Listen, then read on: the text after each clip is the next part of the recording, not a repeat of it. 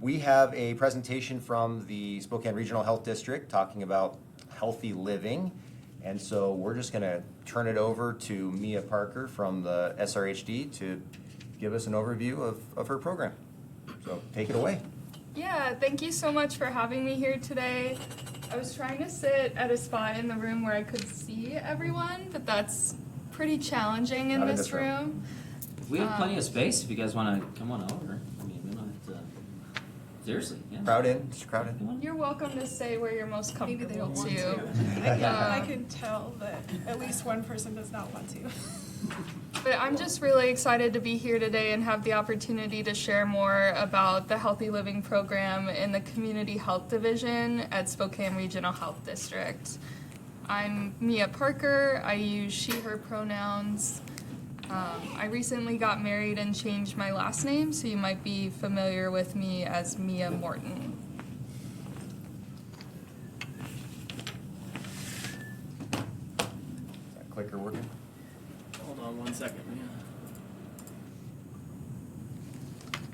All right, so first I want to start off by just sharing some information about Spokane Regional Health District.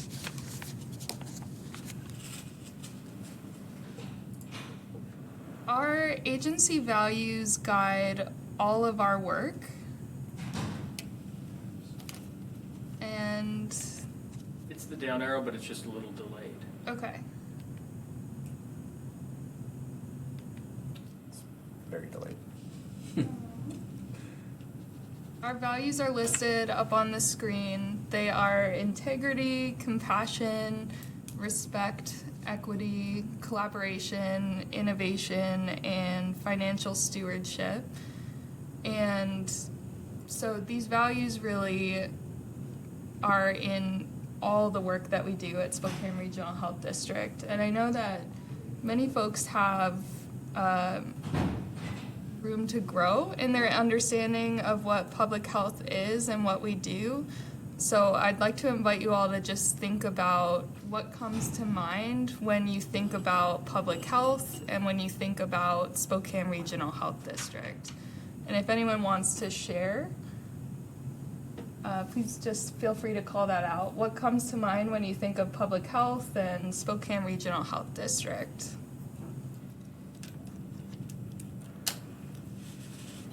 I don't think this room is great for audience participation. Throw it out, throw it out. I was waving to Alex.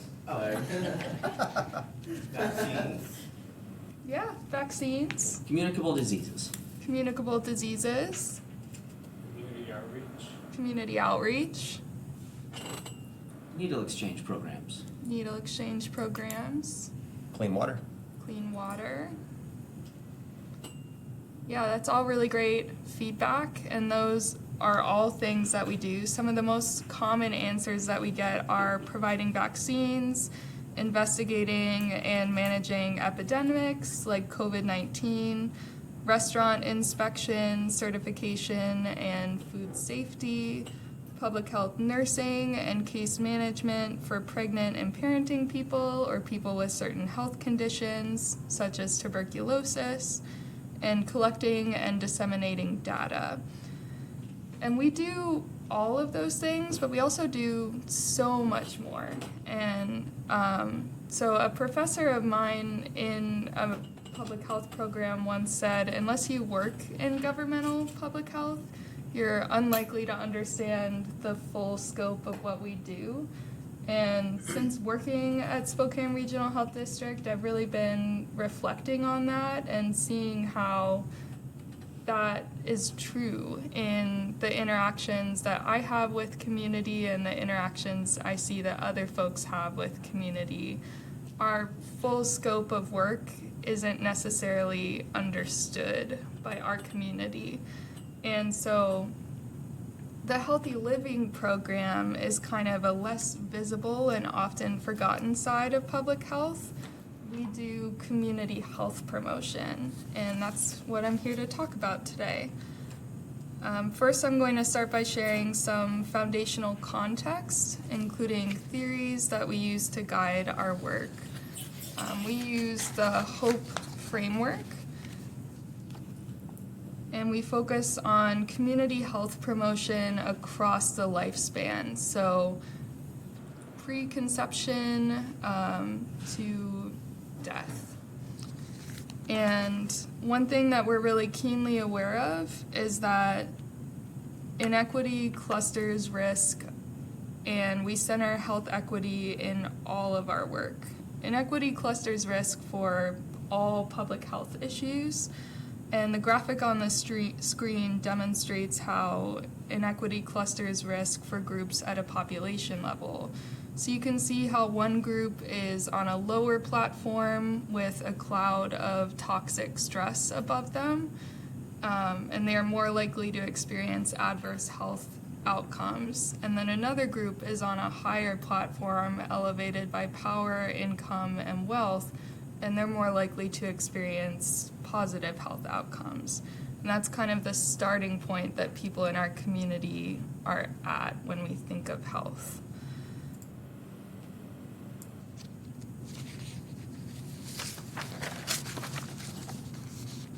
You've probably heard about adverse childhood experiences before. This is one type of toxic stress, and toxic stress was that cloud above the group more likely to experience adverse health outcomes.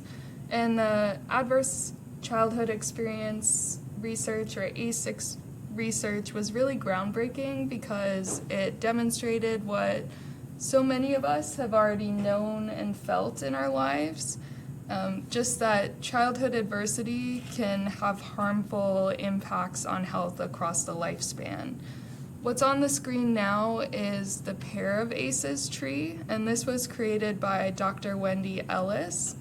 This demonstrates how adverse childhood experiences at the individual level are connected to adverse community environments at the community or societal level.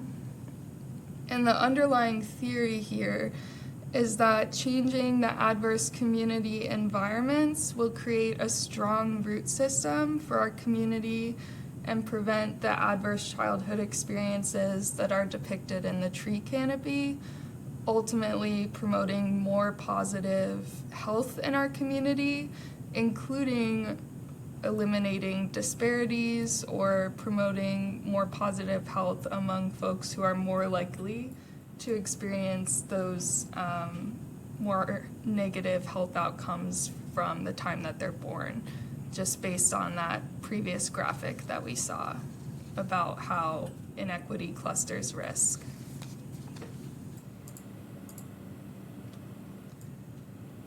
And the research on positive childhood experiences, or PCEs, was a natural extension of the research on ACEs. While the ACEs research really focuses on what went wrong during childhood that can harm health, the PCEs research focuses on what went right during childhood that can protect health.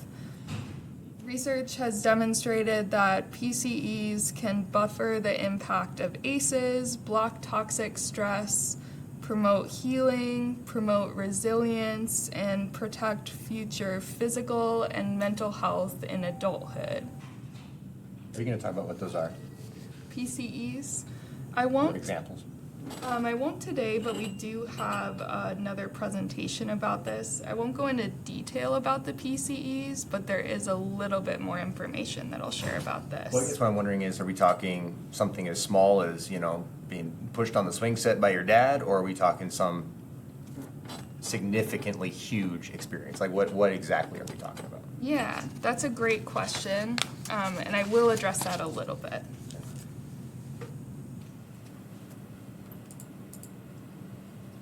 And so research has specifically indicated that the absence of PCEs may be more damaging to long-term health outcomes than the presence of ACEs.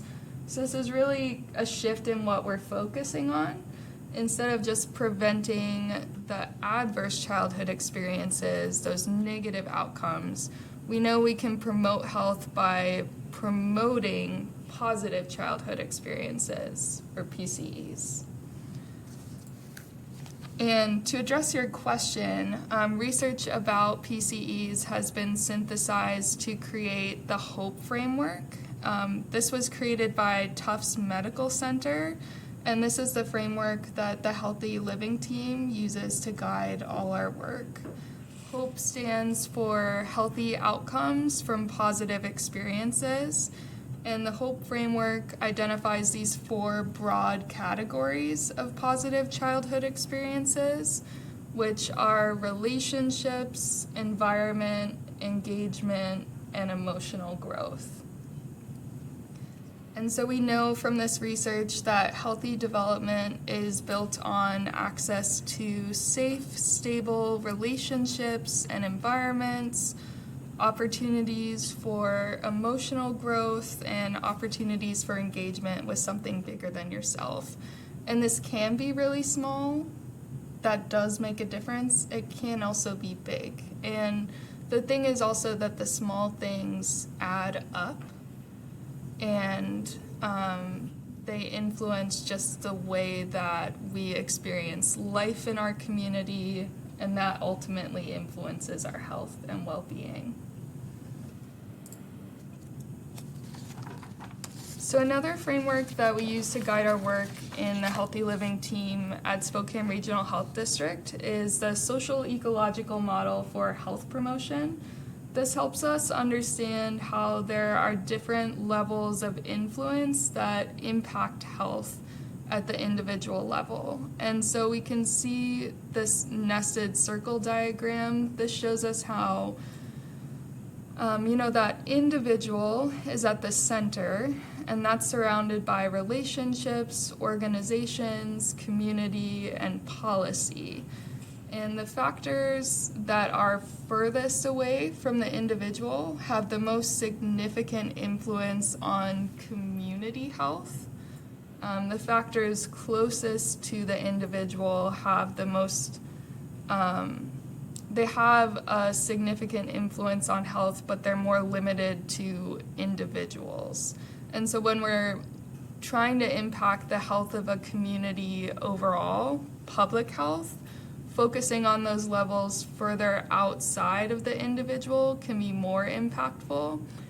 Policy is at the very outside, and so one of the reasons I'm really excited to be here today is just because we know that policy really does influence health, and so everything that you do influences the health and well-being of our community, and we just want to have more conversations about that.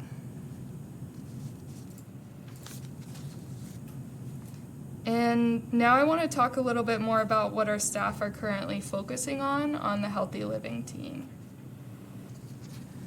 So this is me. I'm the Keeping Children Safe coordinator, and the central function of my job is to coordinate the child fatality review process. This is authorized and recommended by those RCWs on the screen, and I did bring a supplemental handout about that for everyone here today. But the child fatality review process really helps us better understand who's dying in our community, why, and it helps us develop local recommendations to improve prevention based on what's happening here. And so this involves individual review of child deaths by a multidisciplinary team of professionals, identification of risk factors, protective factors, findings related to preventability of death, and recommendations to improve prevention. And if you go back to my slide, my other focus areas for prevention right now are preventing sudden unexpected infant death or SUID, promoting firearm safety, and preventing youth suicide. These are based on the most common causes of child fatalities locally. And then this is one of my coworkers, Jen. She works in the Beginnings Matter program, and she's really focused on increasing the support that's available to parents. we know that social isolation really impacts the experience that parents have, and that influences their health and the health of their children. And she's also focusing on streamlining community resource navigation for parents with young children, and she is certified to provide coaching with the HOPE framework and provide technical assistance to organizations with the HOPE framework. And so if you're interested in more information about the HOPE framework and the research behind it, Jen would be a great person to contact. And then this is Rumiana. She works really closely with Jen. She's also certified to provide HOPE training and technical assistance to organizations. She's really focused on promoting respectful maternity care to promote more positive perinatal health outcomes. She's focused on increasing doula support locally, and she's currently working on collecting local data related to social connectedness and relationships in the perinatal period to inform her work.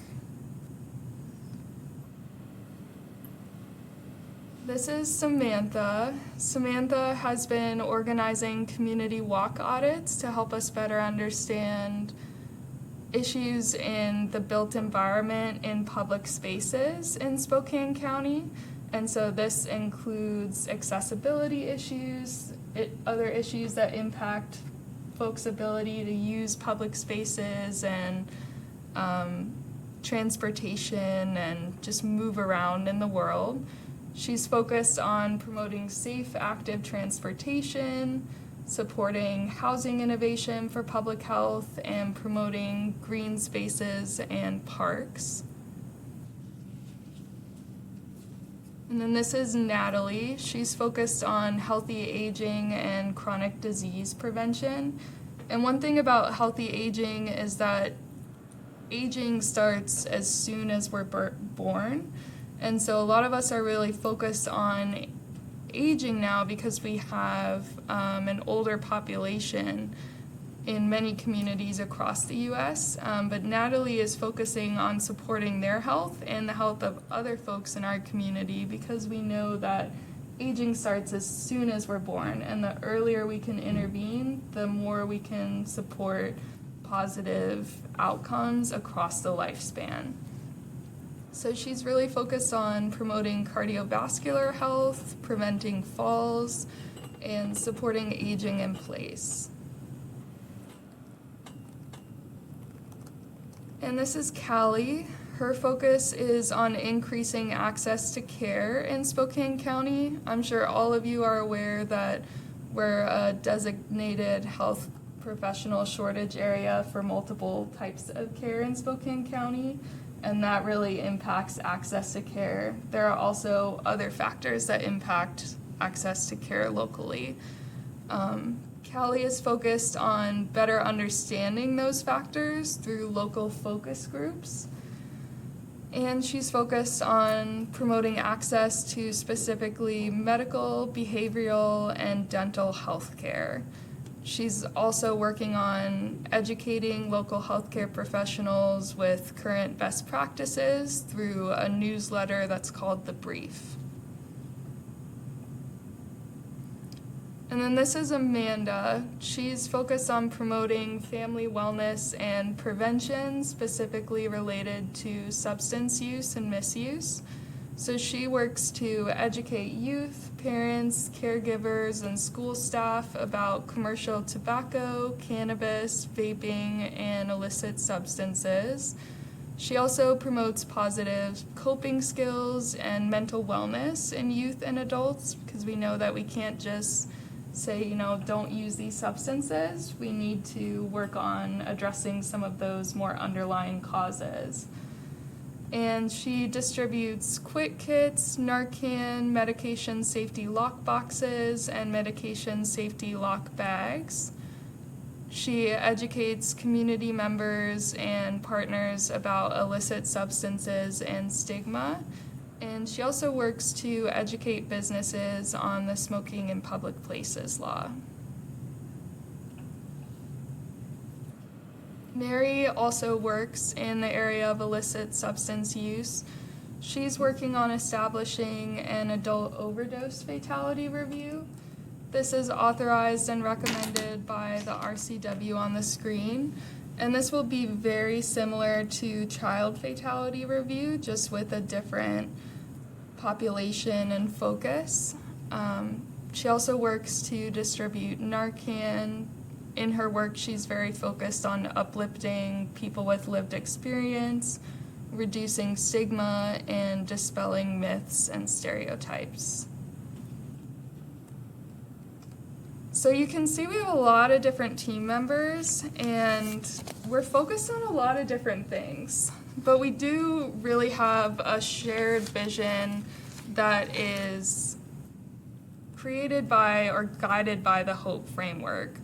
Our work is unified with this shared vision to enhance community resilience in Spokane County. And this is a graphic of what community resilience looks like. So this is the community resilience tree. This was also created by Dr. Wendy Ellis, who created that pair of aces tree.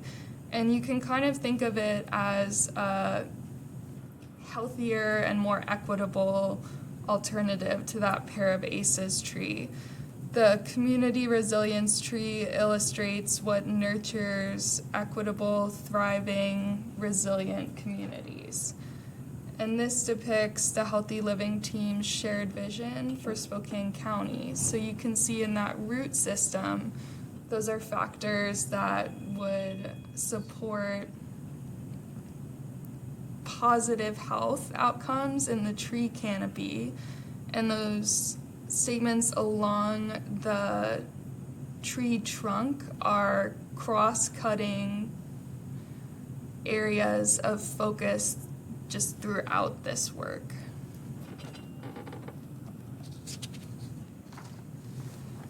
That's a really quick overview of our work in the Healthy Living Team. What I really wanted today was just to introduce our team members and what we do. So the reason for having all of our faces up there and our emails up there is so that you can recognize us and know how to contact us.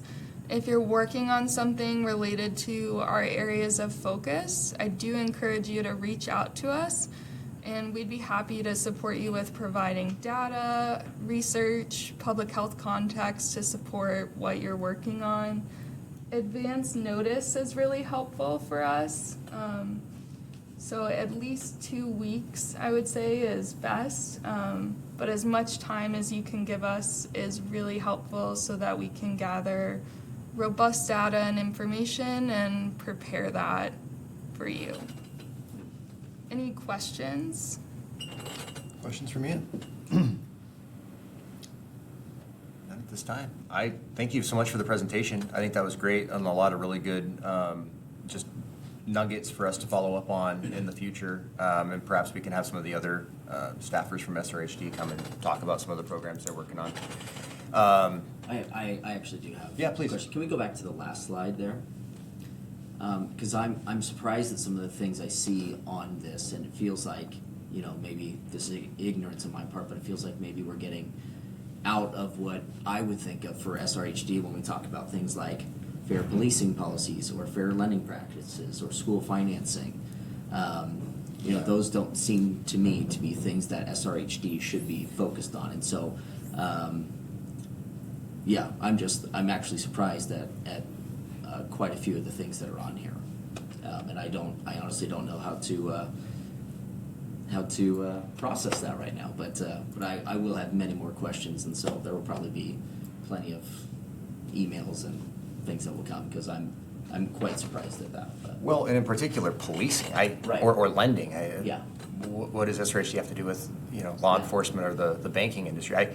Yeah. I sit on the board for SRHD as a representative for cities and towns, and so this might be something to have just a conversation on at the board level to understand just, you know, all the pieces that we're focused on and what are the priorities. So the community resilience tree is really just about what impacts community health and what supports thriving, resilient communities. And this was created by Dr. Wendy Ellis, who is a professor at George Washington University in public health. And this does kind of relate to my original point about when we think of public health, we often focus on vaccines, we focus on communicable diseases, but there's a much broader spectrum of areas of focus that we are interested in the field of public health that we know really impact community health outcomes from significant research. And so this is just a framework that we use to guide our work, and those specific things in the root system, we're not necessarily taking action on all of those. This is just a guiding framework, yeah. All right. Anything else? Okay. Well, hey, thank you so much for the presentation. Really appreciate it. And if anybody has follow-up questions for Mia, we can get her contact information over to you. And if you'd like a copy of the presentation, same thing. Jacoby could forward that out. If there is nothing else on the agenda, I don't believe there is, Jacoby, correct? Nothing else? All right. Then we are adjourned from study session today. Thank you so much, everybody. Thank you again very much for that. That was great.